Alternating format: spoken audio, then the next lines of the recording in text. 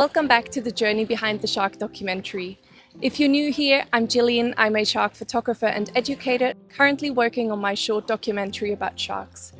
In the first episode, I talked about how I got here to French Polynesia. I told you some tips and tricks, but I never really told you why I'm making this documentary. So let's go. When I grew up in Switzerland, I was terrified of sharks, even though I've never seen one in real life. But when I went scuba diving for the first time and I saw my first shark, I realized that they were so different to what the media portrays them to be. Something clicked in my brain and my fear turned into a fascination.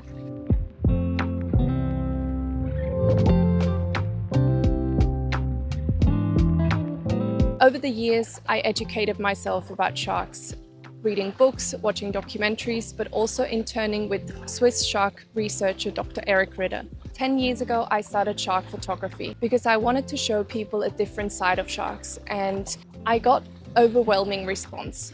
People told me that thanks to my photos, they were less scared of sharks, and I thought to myself, if photos can be so powerful, what about a film? And that's when I decided to make a short documentary about sharks. When I thought about where to go, I always came back to French Polynesia because in 2006, French Polynesia banned shark fishing throughout its waters, creating the first ever large-scale shark sanctuary. Nearly 20 years later, it's a rare opportunity to see what large-scale shark protection looks like. I'm currently filming here in Fakarava, which is a UNESCO Biosphere Reserve, and it's famous for its school of sharks.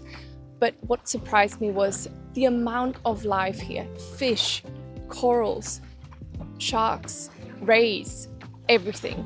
Now, this documentary isn't about showing that sharks are the only ones responsible for healthy reefs, but as apex predators, they play an important role in keeping everything in balance because they're at the top of the food pyramid. And even though some parts of the reef were damaged due to a storm a couple of years ago, it was amazing to see how the corals are regaining their strength. So yeah, if you're interested, tag along and check out my website wheresharksbelong.com to learn more about the documentary.